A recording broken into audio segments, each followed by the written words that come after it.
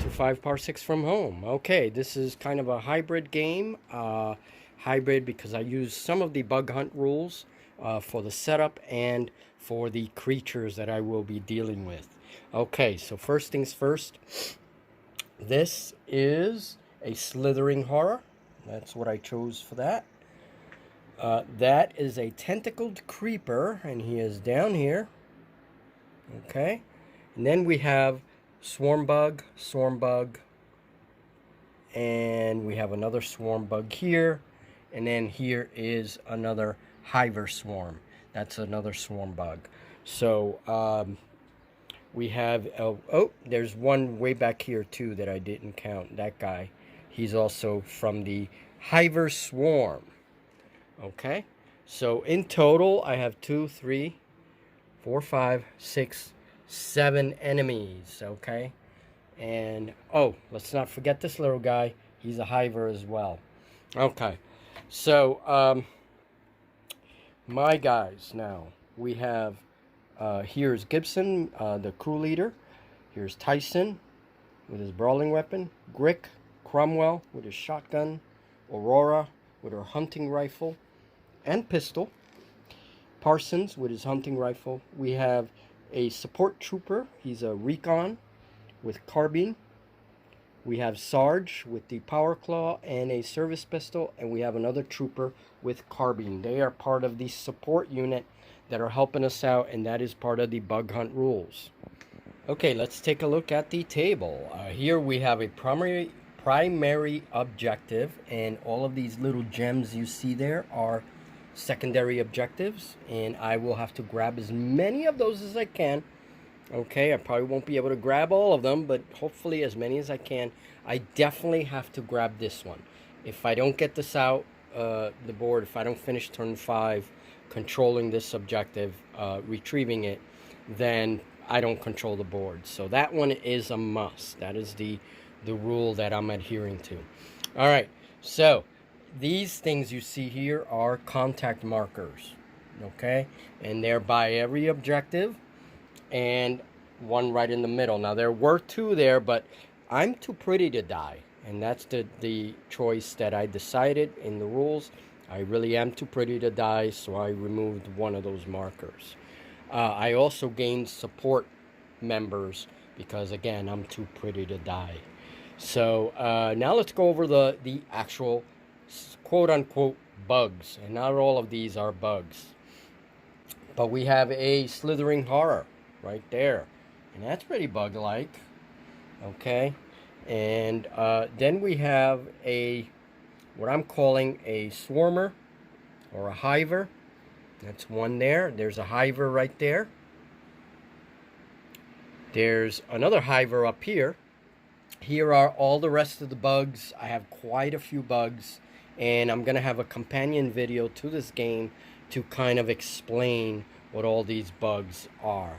Okay, but they're sitting there, my little monster tray, and whenever these contact markers are identified, one of those bugs will come in randomly to the table and replace one of the markers. Okay, and this is my reaction rolls for turn 1. I have these 2 guys are moving in the quick phase, and so is Gibson. Turn summary, and this is the quick phase summary. So carbine trooper moved here. He is still too far from the contact marker to identify it. Otherwise, he could get a free shot, range 12 inches, if he could identify it, but he couldn't. He just knows it's out there, and it's beeping on his little device. And then we have Sarge moved up here. They all did dashes. Gibson dashed and is ready to climb up the ladder. So that is turn 1 summary of the quick phase. Now the normal phase. Okay, and the alien phase, that's what we're calling the normal phase according to bug hunt rules. Let me show you guys what I did. These markers are moving according to 2 dice, one black, one white. The black one is the aggression dice, and white is the chance dice. And I rolled a 4 and a 5. Okay, so the 5 is the random, the chance. So I take my good old Warhammer 40k randomizer, and I'm going to take a 6-sided dice. And of course, you could use any dice that has a point, like a 10-sided, whatever you want, to randomize. You don't have to use these dice. All right, so the target, which means it's going to stay right there, so the inches don't matter, and it's just going to stay right there by the objective marker. Now, had the aggression marker been the highest, which is the case with all of these freaking contact markers, that means that the little blip there is going to move towards the closest crew member, whoever that is. One of the things about the bugs is that they can sense everybody on the board. They don't know exactly where you are, but they can sense you. So they're always going to move towards you. And that's a big difference between Bug Hunt and the stuff that I'm kind of used to in 2nd edition. All right, so that was it. That was the bugs. Damn bugs. All right. The other bugs that were already revealed on the board, one of them moved here. He was actually a blip. And I'm going to remove this blip because he is now revealed. Okay. So once they come within 6 inches of your guy, pretty much they get spotted. It says that you get a shot. I'm going to check the rules. It says that as soon as that happens, you can get a shot against it. So I'm going to see. If I do, he's already activated this turn. So let me put a marker. Okay, so I don't know. We're going to see. So there's the bug, revealed himself. And then we have one bug closing in on him. And then this guy moved from here over to here. And let me see any other bugs. Oh, the flyer bug that was up here, he just moved down 6 inches, which is his move. And then he moved 3 inches with the little stick here. And he's right there. He is now in line of sight. Did I tell you how much I love these sticks? I really do. They really help in areas where you have tight terrain. All right, so that's that. That's the bug there. And this bug here moving towards Gibson. And that was because one of the markers, this marker here, the contact marker, moved. And as soon as it moves within 6 inches, he reveals it. It reveals itself.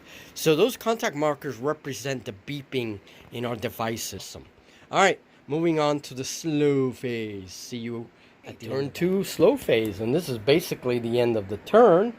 And I still have Tyson to move and Aurora to move. We're going to move them in just a minute. But basically, this is what happened. Cromwell, who moved here, Cromwell was here, around here somewhere. He threw a grenade, okay? And there it is. It exploded nicely, very nice and dramatic. I kept the bugs there. They each took, this one took 2 hits, this one took a hit. And both of them are gone. So those bugs are coming out of the table. Yeah, Cromwell. And then once he threw his grenade, he actually moved like 4 inches here to kind of cover Gibson's back, because there is a bug there. So you see, Cromwell, he's a cool dude. He's a cool dude. He knows what to do. Okay. Then we have Sarge, who moved into the water. And by the way, these pools, you can move right through them. They're not impassable, but they do slow you down a bit. So he just like jumped across the pond here, skipped a little, and just landed right there. So a little close call for this trooper, right? When the grenade exploded, he just pretty much was like, hey, you know, watch it there, dude. But he's okay. He was a little too far. So that was good. This bug, I left it there because he was killed by Parsons. All right, Parsons. Parsons rolls a 6 and then a 4. The bug is toughness 4, so it died. Now, the carbine trooper moved there, seeing that Parsons took care of that threat, and saw that there was another threat over there. Ooh, look at that ugly bugger. So, the blade of grass does not do anything. I don't want to hear it. So, carbine trooper fired, but while he hit the bug, he did not hurt it. When he rolled the toughness roll, bug was okay. So, yeah, that stinks. All right, let's move Aurora. And there's a target right there. She has a hunting rifle. And you know what? I'm not even going to move her. It's a 30-inch range. I know there's way less than 30 inches from there to there. So she's going to shoot at a crustacean dude over there.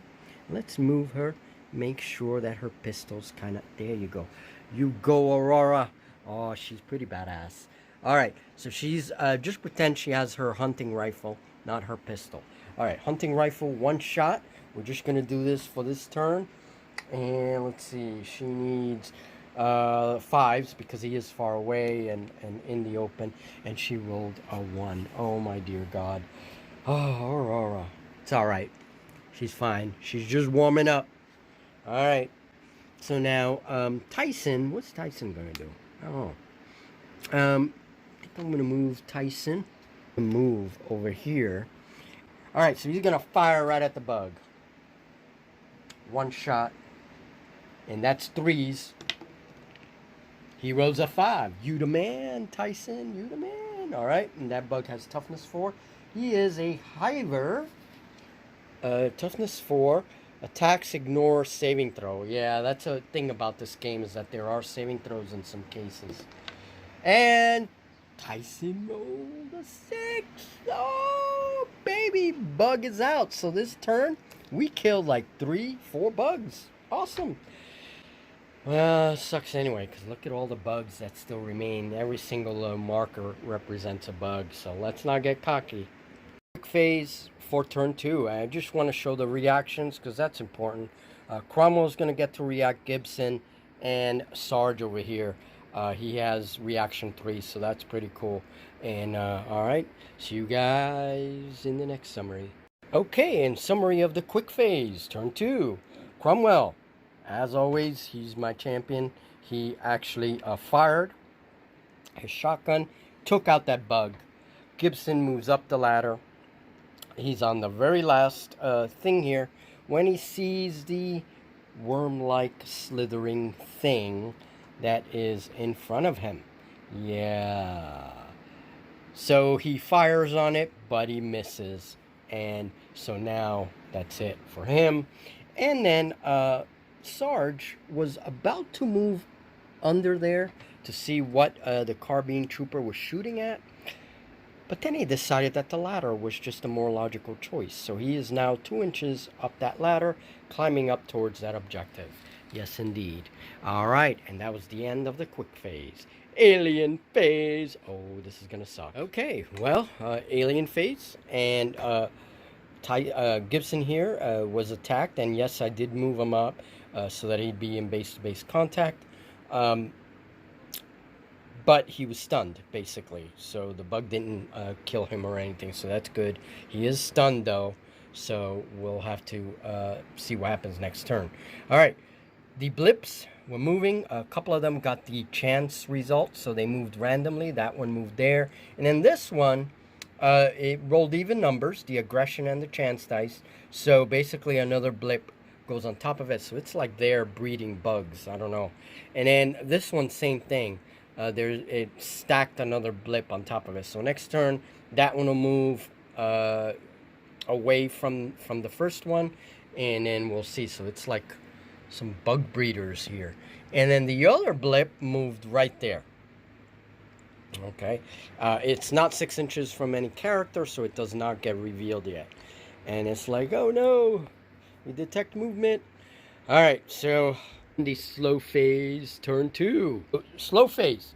Parsons moved up here. He has a heavy weapon, so he took a -1, fired at that bug there, but missed miserably. So then Aurora decided that she was going to be a badass and moved there. And then even with the -1, she hit the bug, rolled over the toughness, and killed the damn thing. So there it is. It's a big, big sucker. All right, so she killed it with the hunting rifle. Go, Aurora. And then we just have this guy who is going to... I'm going to take this bug out, because there is a blip there. And he can sense it. He can detect it. So I'm just going to move him. So that puts him there. I'm going to say that's 6 inches, okay? And it reveals a bug, and I get to shoot at it.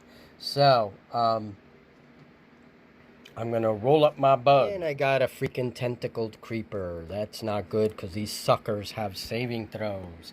There he is, tentacled creeper.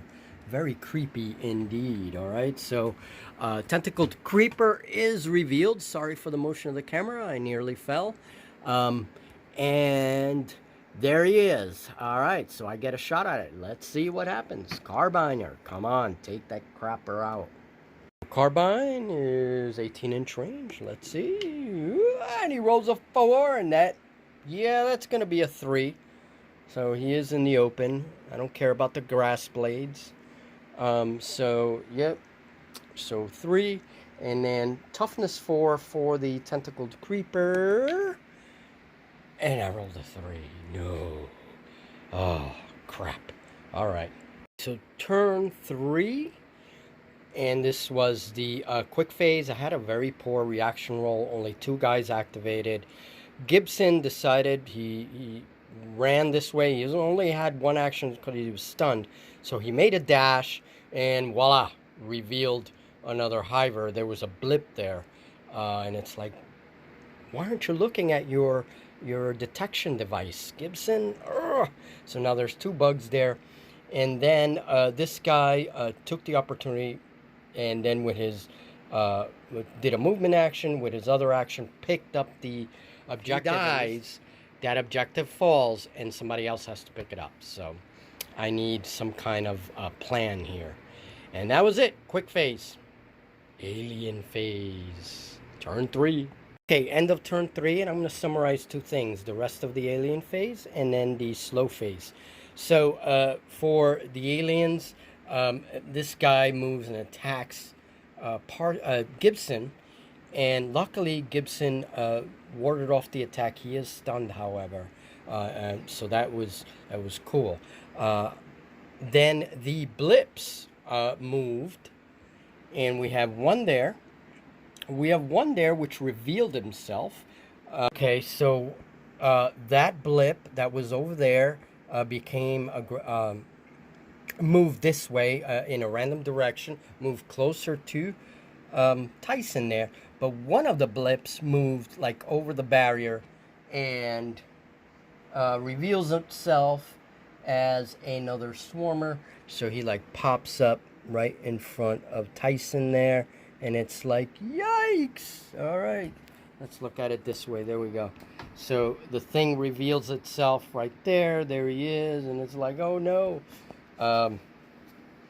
Okay, and then that blip stood where it is, and another one is on top of it. So that's generating more bugs. Great.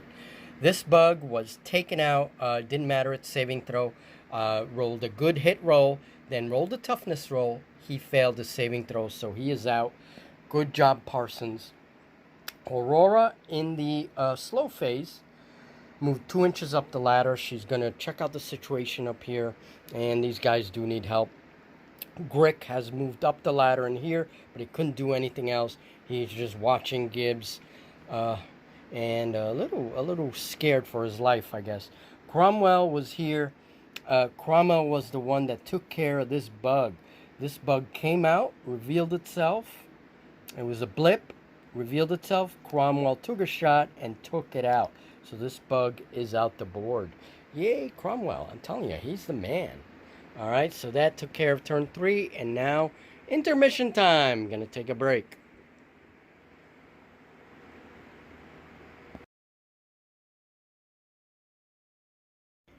Okay, and here are my reactions for turn 4. Gibson gets 1, Grick, and Aurora. All right, so we'll give her reaction first, and then I'm going to probably summarize this turn as well. Okay, this is important to document. So this is turn 1 in the quick phase, and here I had a choice to either react with Gibson, he still has his reaction, or react with Grick, who is right here. So I went with Grick. That hit was the first reaction. He had enough movement to get over here and attack the creature. That would give me the bonus of assistance from Gibson there. and I had a better chance of taking that creature down because this thing has like damage 3 rating. So not something I want to mess around with. So if I would have moved with Gibson first, chances are that if he failed, he would be done and he would have no real backup. So I went with Grick first, and I think that was a good choice. And here's Aurora. She made it up the ladder, and that's pretty much it. The highlight for turn 4. Let's see what else happens. Okay, and Gibson and the Swarmer bug here both rolled the same thing. They were rolled equal rolls when brawling, and then Gibbs rolled a 6 and the bug rolled a 4. Both of them take each other out. The bug has like a 3 damage rating, so Gibson is out. He went fighting, and so is the bug. So we'll have to see what happened to Gibson at the end of the game.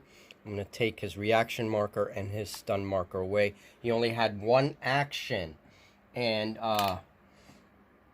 that's it. So all right, so that was turn 4. Now we're going to see in turn 5 if that's the last turn. If it is, then we hold the primary objective. As long as he's okay, that's good. All right, so I'm going to try to grab another objective this turn, and then that's it. Okay, and this is the alien phase, turn 4. The game is almost over, and I'm probably just going to play one more turn, but who knows, maybe it'll extend to turn 6. The contact phase.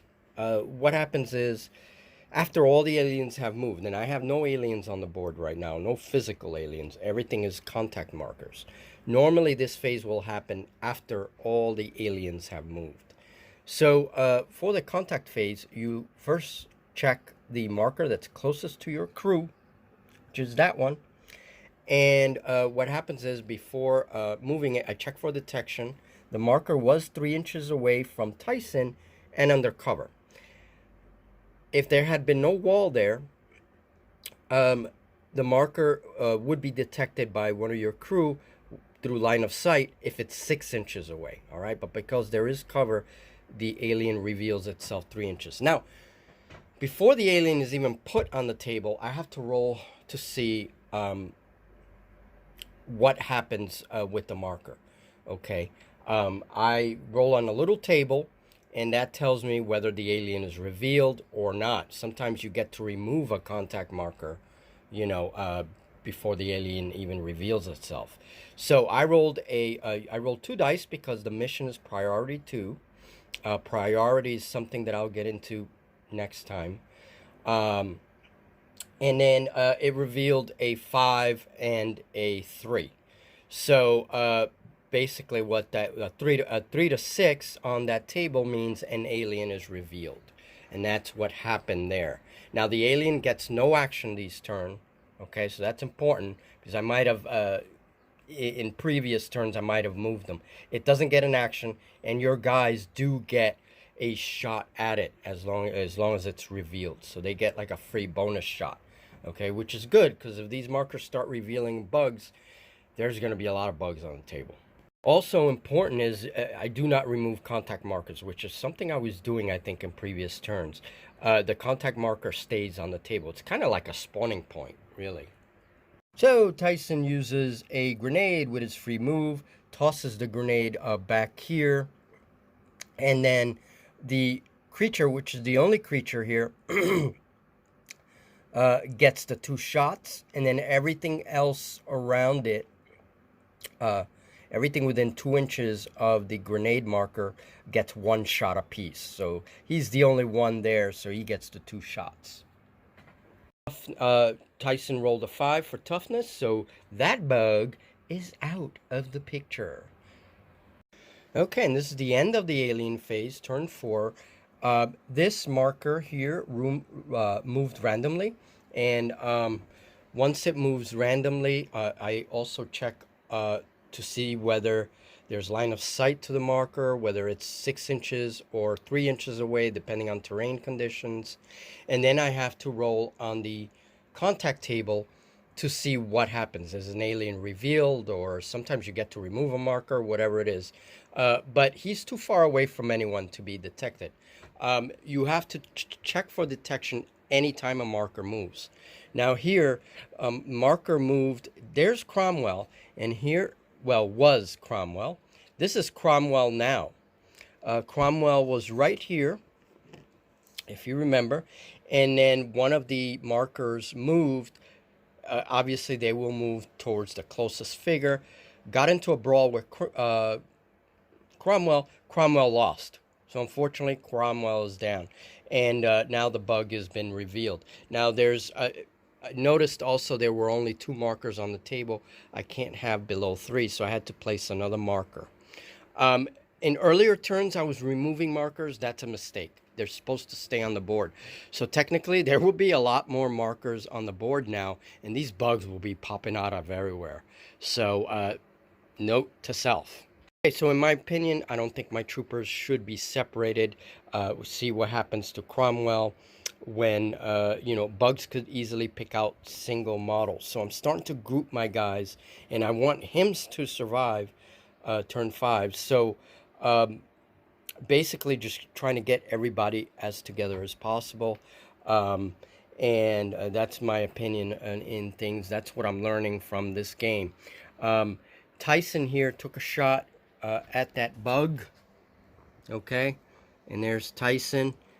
And the bug was in cover. Tyson misses, can't penetrate the armor of the bug. And the bug is okay. And then my carbine guy, my carbine guy, also fires at the bug. But bug is okay. He hits, but he manages not to pierce the armor. And Grick moves closer to the group here. Okay. Turn 5 reactions. And, okay. I'm going to give one to Aurora. And these guys here need some reactions. And then troopers have reaction score of 2, so he gets a thing. I'm going to try to pop some shots there at that bug. And then that's it. Everybody else moves in the slow phase. By the way, this bug was killed by the carbine trooper as soon as it popped out. That was last turn. Forgot to talk about him. Well, he's dead. Okay, so quick phase, turn 5. My trooper moved here. He shot, before moving though, he shot at the bug and hit, but couldn't penetrate the armor, so I'm starting to roll bad. Tyson also shot at the bug, and then again couldn't penetrate the armor, so he moved here. I'm trying to group guys so nobody's left like single, kind of like a little herd.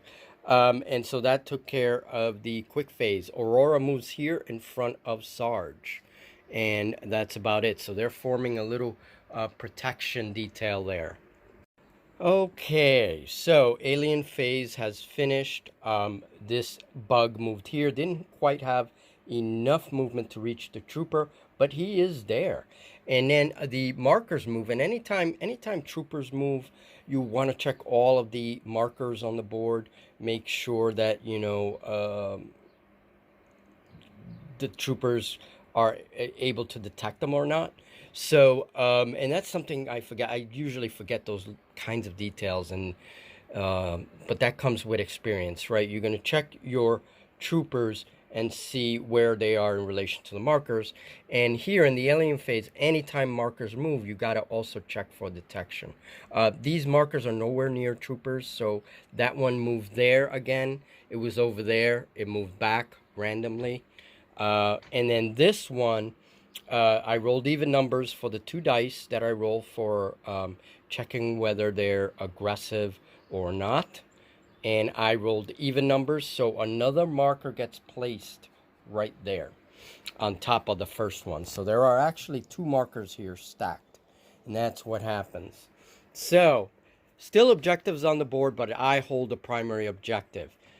Let's see the roll. And it is a 6, so game is over on turn 5. An excellent practice game. So let's go to the post talk of this game. There's a couple of things that I just want to say about the bug hunt rules.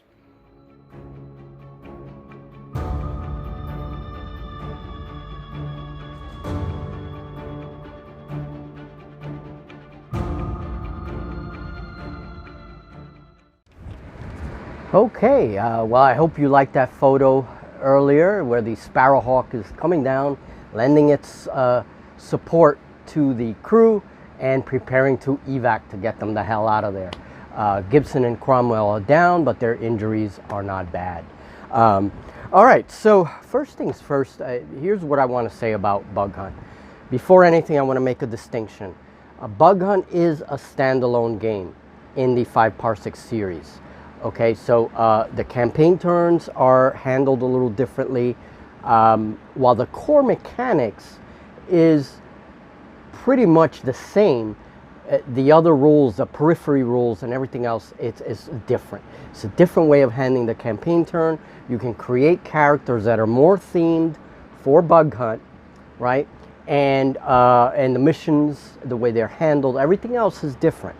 So right now I'm wrapping my head around the rules for Bug Hunt, and one of the most important mechanics, one of the things I really want to wrap my head around before I start adding more rules into the games is the encounter mechanic, the contact. That's what it's called, the contact mechanic. And the contact mechanic, it's basically a series of steps. And in this video, I didn't have all the steps. I caught myself a lot of the little mistakes and everything. So I write a lot of notes when I'm actually playing a game that's new to me. And to be honest, this is going to deserve a whole other video. We're going to do another video on Bug Hunt itself and talk about, compare it to 5 Parsecs and to Salvage Crews, which is the other game that I've been playing off camera, right? So I'm learning those rules a little bit at a time and concentrating really heavily on Bug Hunt right now because I'm going to have a collab with Bug Hunt. So this is the game I really want to learn for the time being. So you can transfer characters from Bug Hunt into 5 Parsecs if you want to. And there's a little table in the back of the rule book that tells you, you know, you want to muster these guys out and send them into 5 Parsecs. They can kind of retire from their Bug Hunt specialty and go on into 5 Parsecs. Now, these guys are probably going to be pretty good veterans if they survive Bug Hunt. In this game, I didn't use all of the Bug Hunt rules. As I said, I'm using the idea that Ivan Sorensen, the author to all these games, he put out a cool training packet for 5 Parsecs back in 2nd edition. It is now 3rd edition, by the way. Gonna be, anyway. And that training packet helped me a lot to learn 5 Parsecs. So most of my earlier videos on this game were that training mission. I'm using a similar approach to Bug Hunt. So there were a couple of things I didn't add. And basically tactical locations, that's important in Bug Hunt. That actually gives your crews a benefit. And you're going to need some markers for tactical locations. And there's a little table for activating these tactical locations and everything else. They could be like little computer monitors. It can be a whole bunch of different things. But the contact mechanic, what I like, to me, they're moving spawn points, basically. One of the major things that were wrong in this particular video that I did was that spawn points do not get removed. Okay, I was removing them thinking like, oh yeah, this is cool. Woo! Off the... No. Bugs just keep coming. Another interesting thing about this game, you have no morale system. So again, these bugs are not running. No, if anything, they're going to keep coming. The other thing that's really cool about this is that because the bugs, these alien bugs, whatever they are, have superior senses, they know where every character, or at least they can sense where every character is in the board. So they will always move towards characters, even in blip form, right? So that really provides a lot of tension in the game. And really, you can feel the tension as you see all these blips coming to you and like, oh crap, what the hell is that now? You know, and it really puts forth that aliens feel where the colonial marines are with the trackers and there's alien movement all over them, that kind of stuff. I think the author did a great job in really kind of formulating those rules so that you kind of feel that. So, big mistake, do not follow that. If you're a new player or whatever, or you just stumbled upon this as a new player, don't know much about this series, this is very important in Bug Hunt. Those contact markers, if anything, you may actually add 1 or 2 later, depending on some rolls. So these bugs, they're coming, and they're coming out of everywhere.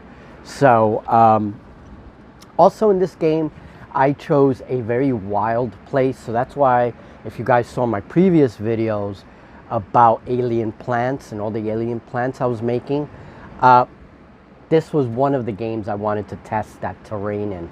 I want to do some, basically maybe some sweeps where my bug hunters go into a jungle setting and try to get a sense of what the bugs are doing, right? Maybe there's a huge invasion, a huge swarm that's building up in one of these planets, and you have to go in there and kind of see what's going on, right? So, going back to those rules. So, there's quite a few rules that I haven't used. Basically, what I was trying to do in this game is wrap my head around the contact mechanic. Combat teams. You do get support, combat support in this game, and that's great. That depends on the mission you're playing and what difficulty setting you use. If you're new, I recommend I'm Too Pretty to Die. Yes, that is actually a setting in the game. That's gonna lower your contact markers a bit, and there is a rule for combat teams where if they are a combat team, they basically function like one model. So everything you're doing, everybody does the same thing, almost like a group activation. So that's pretty cool. That's pretty interesting. I'm gonna have a whole other video, I think, on this and compare and contrast the different games in the 5 Parsec series, because really it warrants another video. I'm not gonna do it here. It's just way too much information. And saving throws. That is something that's very different in this game from 5 Parsecs. And let me tell you, those damn bugs with the saving throws makes a real big difference. Even if it's a 5 or over that you have to roll, they still get that chance. Also, troopers, many troopers come with that armor with saving throws. And then, of course, you have bugs that don't care about the saving throws, you know, so it's a lot of stuff. So I'm learning this game, I'm digesting this game. I hope you had fun anyway. I had a ton of fun with this game. I really recommend it to you guys, for anyone that's new. However, if you're interested in Bug Hunt like I was, play 5 Parsecs first. I really do recommend that you get to know 5 Parsecs first, digest those rules, get to know the campaign turns, how the campaigns run, and then try Bug Hunt, right? Because it's going to make a lot more sense to you. And then the varied rules that come with Bug Hunt, you'll be able to catch on a little better, right? And me, I learn very slowly, so I have to do things little by little by little, or else it's just going to be a mess. Okay, so that was training. But basically, Gibson and his crew ran across 2 patrons for the campaign turn before this game. And one of them was a corporate dude, and he was asking us to do something else. And then there was a sector government. And I decided, because we rolled that, to go with the sector government. And basically, it was one of the governors of one of the worlds, civilized worlds in the Lornican system. And I think what I'm going to do is, he's concerned about this backwater moon. It's actually going to be a moon, right? It's one of these backwater moons. Think Dagobah from Star Wars, Return of the Jedi, Empire Strikes Back. Sort of a marshy world, kind of jungle type world, right? A lot of water. And rumor has it, from the outpost that was there, is that this world is infested with bugs, literally. There's a swarm building up in that world. So I think really the reality, the real reason for sending us there is to get a handle on what's going on in this marshy world. And yes, there was an objective that we had to retrieve, and a few other objectives that we had to retrieve to get them out, right? But there's no way I could retrieve so many objectives. Another rule of thumb, if you're playing really small games, like I only played 5 turns, lower your objective counts. That will also lower your contact markers. Okay, so we'll talk all about that in another video. Thank you guys so much for coming and for listening and for checking out the videos. We'll talk very soon. Have a great day, and let's do some bug hunting.